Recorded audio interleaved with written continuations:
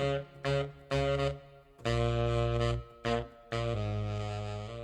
Wargamers, today I want to talk about the Tau flyers, the Razorshark and the Sunshark. Now originally I was going to talk about these in two separate videos, but they're really similar in a lot of ways, so we might as well just do it in one. So we'll start with the Razorshark and then move on. Before we do that though, I want to say thanks for watching. If you like this video, go ahead and hit the like button, the subscribe button, and while you're at it, hit the notification bell. That way you don't miss any of my videos for 8th edition. Alright, so I have Index Xenos 2 here. Like I said, we'll start with the Razorshark. Both the Razorshark and the Sunshark have the same basic stat line.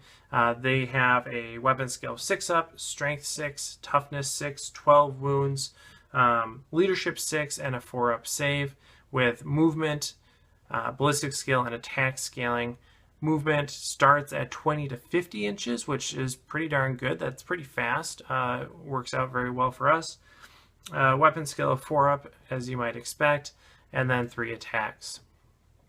So the Razorshark is equipped with a quad ion turret, a burst cannon, and 2 seeker missiles.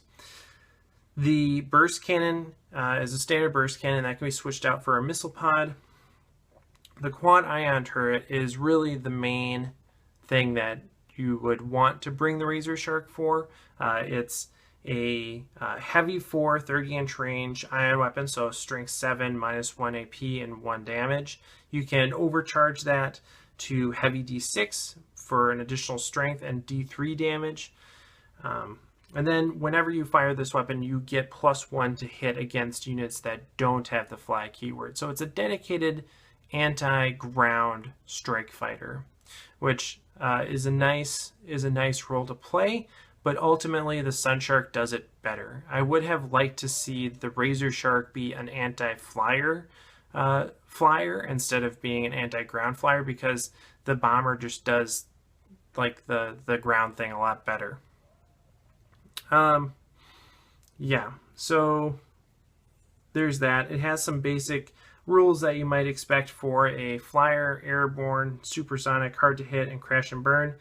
And like I said, you have the option of switching out the burst cannon for a missile pod. And if you're going to take a Razorshark, you might as well just take the missile pod. But ultimately, this guy really isn't putting out that much damage. He's only putting out a couple wounds at best from his quad ion turret. And that's really the crux of the argument. We're going to look at the Sunshark now, and you'll see just how much better the Sunshark is than the Razorshark. Granted, the Sunshark is a little bit more expensive, but you gain so much more than you give up by paying that little extra for the upgrade. So Sunshark, like I said, has the same stat line, but it comes equipped with 2 Interceptor Drones. Those drones have movement 20, ballistic skill 5, weapon skill 5, strength 3, toughness 4, 1 wound, 1 attack, leadership 6 with a 4 up save. And each of those drones, since the new FAQ, come equipped with 2 ion rifles. And this is one of the reasons why I haven't done this video yet, is because I was waiting on an FAQ to say that Interceptor Drones have 2 ion rifles, because that's how they're modeled. So Interceptor Drones, 2 ion rifles, rapid fire 1, strength 7, -1 AP, 1 damage, 30-inch range, and they can overcharge to be D3. So you actually have just as much standard ion output in the Interceptor Drones as you do in the quad ion turret, and you have twice the overcharge output as you do in the quad ion turret, because the quad ion turret is only D6. Here you get 4D3, which is the equivalent of 2D6. So you actually get more ion output in the Sunshark than you do the Razorshark, and that was the problem that you had to begin with the Sunshark versus Razorshark when they first were released, that the Sunshark just does the whole thing better than the Razorshark. The Sunshark also comes equipped with a marker light, which is really nice, a missile pod that you can upgrade to be 2 missile pods, and 2 seeker missiles, which, I mean, all of these weapons are great assets to have on a flyer. They really are good weapons to have just in general, and they're even better when they're on a flyer, so it's really nice. With all that said, what do you want to do with your Sunshark? Well, you wanna bomb stuff with it, and that's where the special rule for the Sunshark comes in.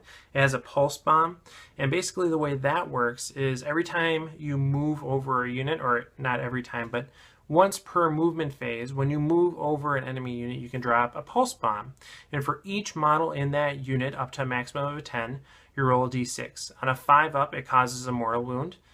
You get +1 to that roll if the enemy unit is infantry. So if you're flying over a unit of 10 rubric marines or something like that, which are normally really hard to kill, you can drop a pulse bomb on them, and on average you'll kill 5 of them, which is a huge efficiency for the Sunshark. You're just getting 5 marines out of the way just like that. It's awesome. And you can do that every movement phase, or every one of your movement phases. So you could potentially get quite a large number of marines or other infantry units dead in the ground using just the pulse bomb. And that's completely ignoring all the ion weaponry and the missile pods and the seeker missiles that we just talked about. So you can see just fundamentally how much better the Sunshark is than the Razorshark because of those things alone. But the challenge here is that it's still on that same chassis. It's still on that relatively weak flyer base.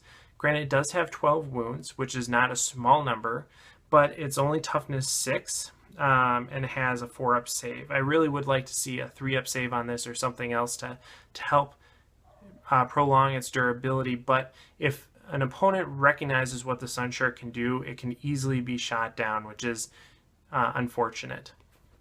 But that's really the main weakness for it, is that once it starts taking wounds, you only need to do 6 wounds to it before you really limit the ability of the Sunshark to do what it wants to do, and that is bomb things. Once it gets down to 6 wounds, it only has movement 30, which is still not bad, but it's going to make it a lot harder for you to maneuver the Sunshark over the infantry units that you want to bomb. So that's a challenge. And overall, it's just a lot of points to put into something that can be shot down relatively easily.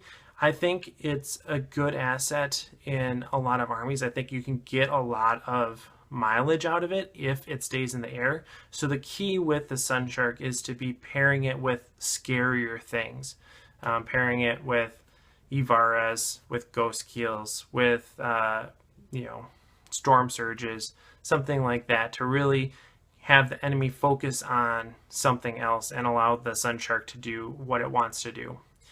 Do I think you're going to see the Sunshark in every list? No, just because of those weaknesses that we talked about. It does have some maneuverability issues and some longevity issues, so you're not going to see it in every list. But in casual games and games where people are looking for a way to just take care of some really durable infantry units, I think the Sunshark can do a really good job. So thanks for watching. Let me know what you think, and of course, happy wargaming.